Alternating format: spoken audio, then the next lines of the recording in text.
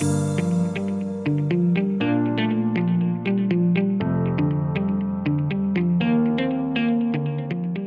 Aldis podcast is brought to you by Aldis International, supplying your expert AI and digital transformation staffing needs across the US and Europe. Today, you are listening to our AI in Action series, where leading minds in AI from across the world share their story, success, and advice. AI in Action cuts through the hype and explores the true impact of artificial intelligence in our world today.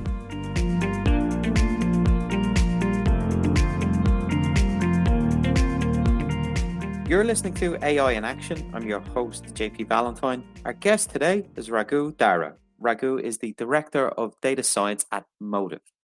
Raghu, welcome to the show. Thanks for having me, John.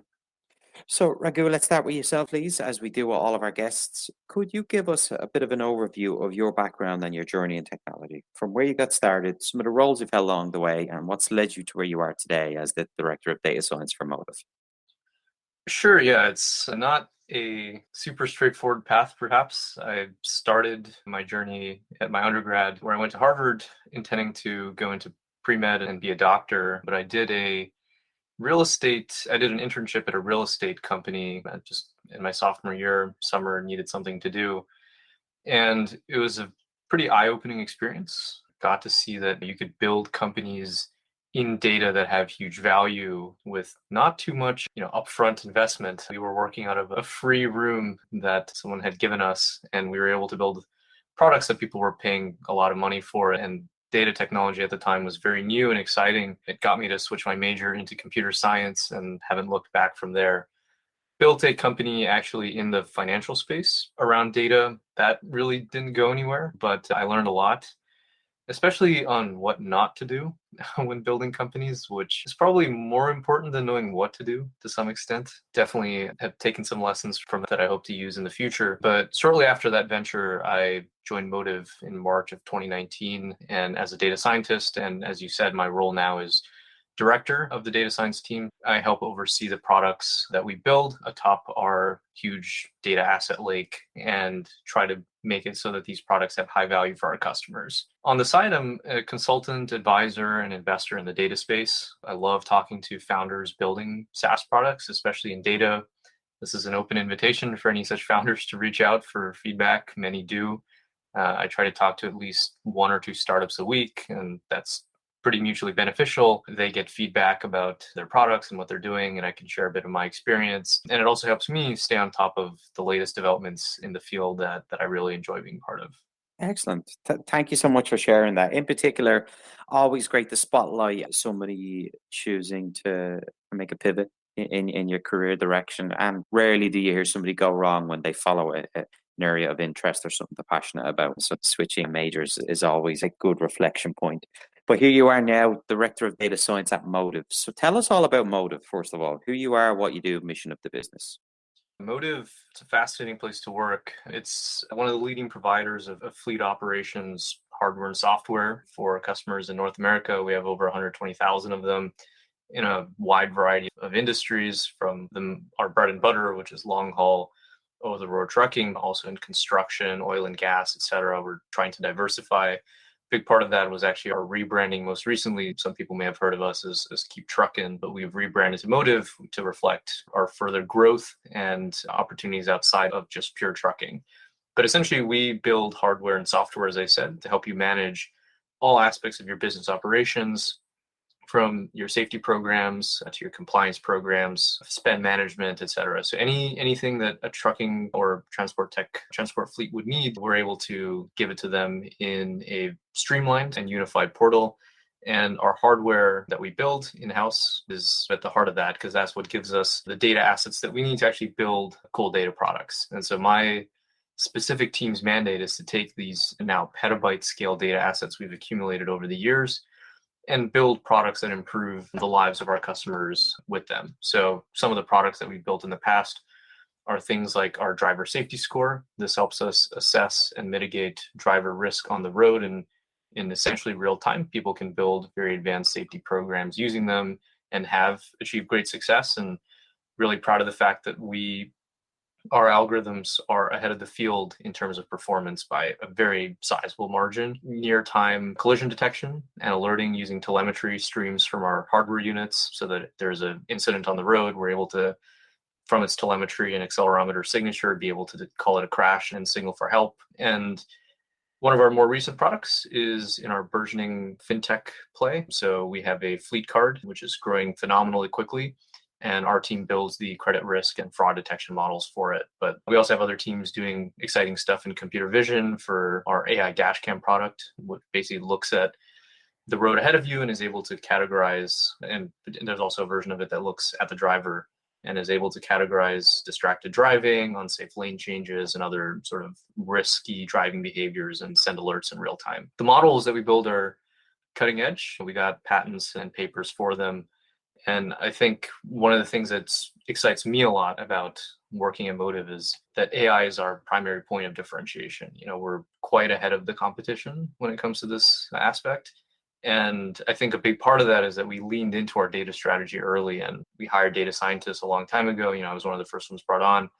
And because of that initial investment, we're now able to reap the rewards. So it's a exciting place to work. I think in general, places that people wouldn't think a lot about have exciting data, like trucking, transport, logistics generally tend to have the best opportunities for people looking to get their hands dirty in great data sets.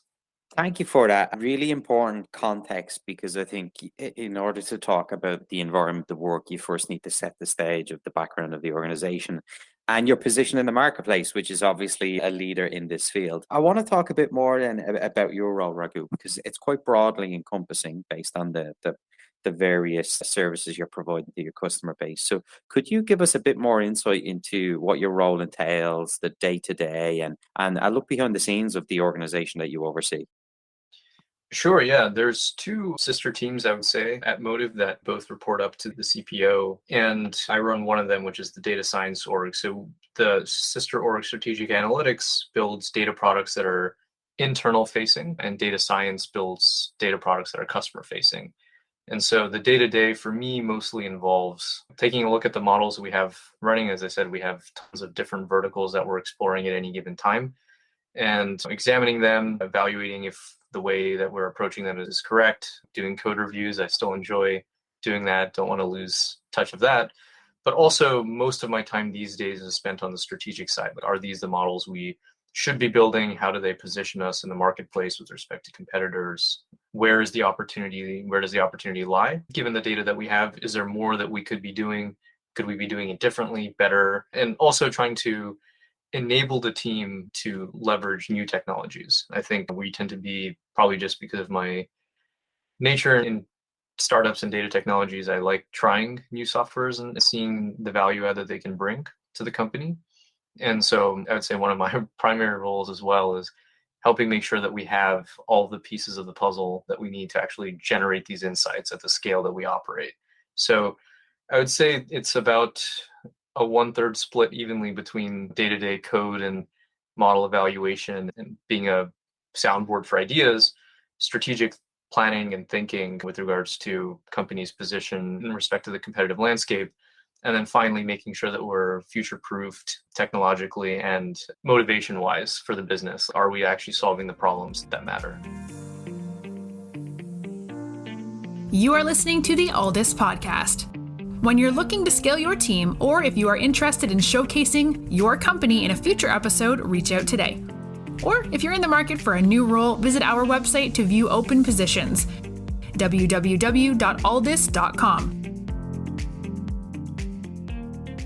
Raghu, you talked about one of the reasons why Motive is a leader in this industry was leaning into the technology, in particular early investment in data science. And that's led to you guys having a significant competitive edge, one which you guys obviously intend to keep. And you and I were speaking off air about this in great detail. So when you look at where you're at now as a team and you look at the roadmap, what continued investment do you see into talent across the data team? What skill sets and positions are you going to hire, and what's the background of the people that you're looking for? Yeah, it's a great question. I think we are 100% still growing as a data team. We have a number of open positions, recommend any listeners interested to check it out on our careers page. We're going to continue to invest in the data strategy because we've seen the benefits in doing so. As you said, it helps us maintain our competitive edge. And the skill sets in particular that are especially important for us for the role we're hiring for right now is financial credit risk and fraud modeling. So this is key to our continued growth of our charge card product, the fleet card product that we've built and are scaling very quickly. And that is probably the top of mind. But we also have strong demands in telematics, state space estimation.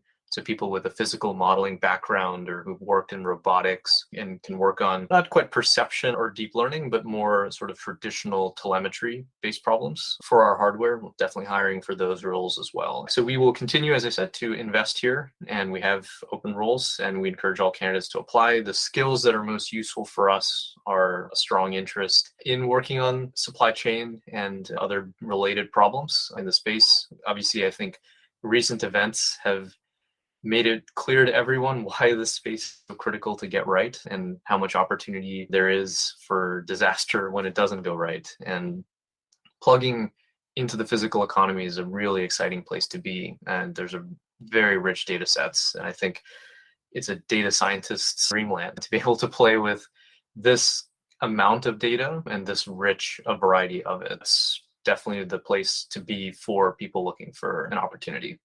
I'm so glad you finished on that point, because often what we do on this podcast series is trying to give our audience, many of whom are data professionals that you would want to hire in the future.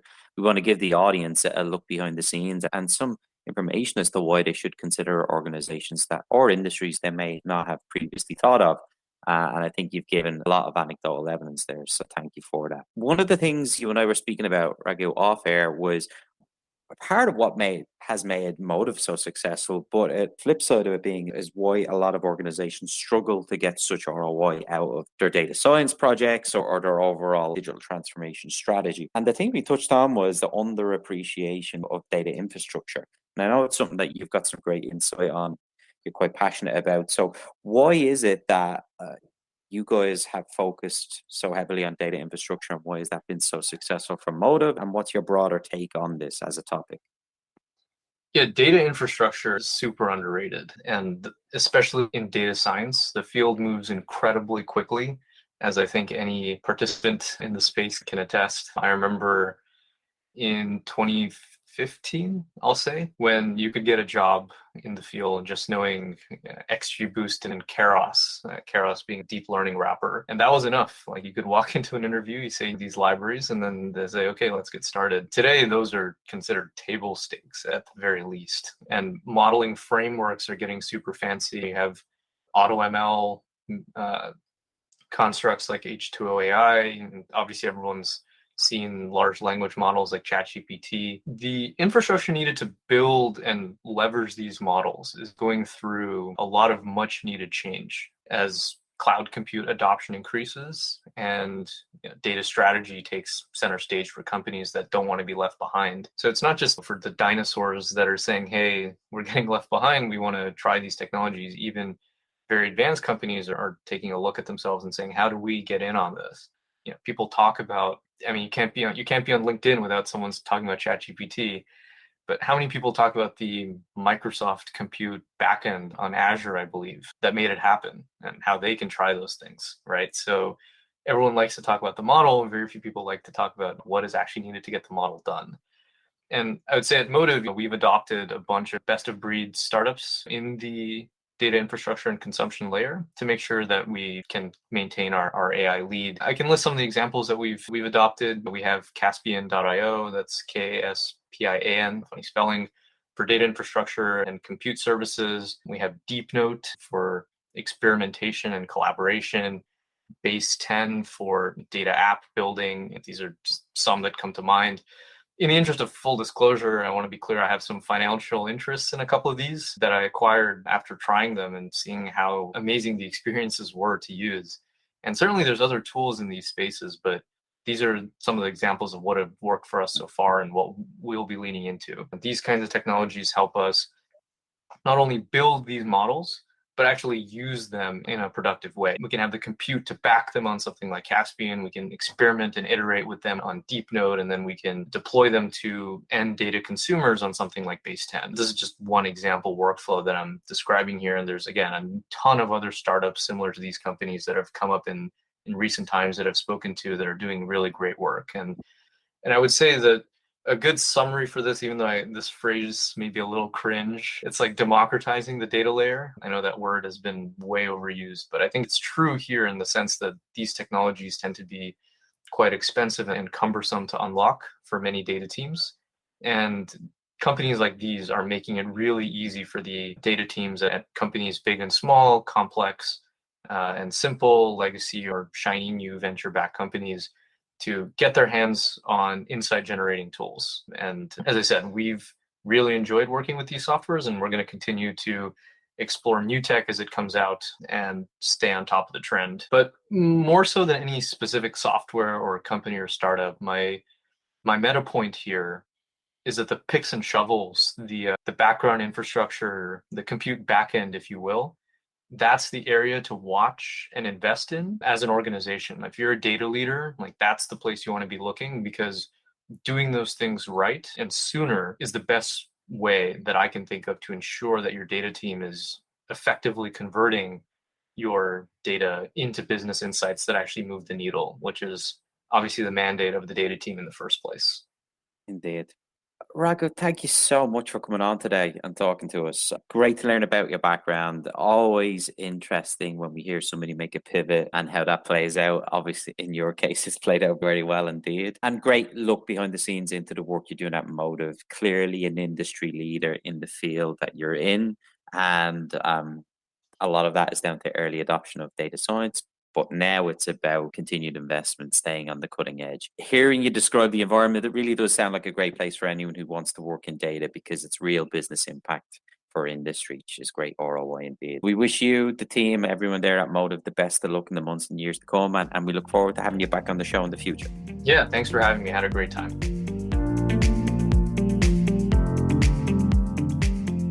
Thanks for listening to this episode of the Aldous Podcast. If you enjoyed today's episode, don't forget to subscribe, rate, and review.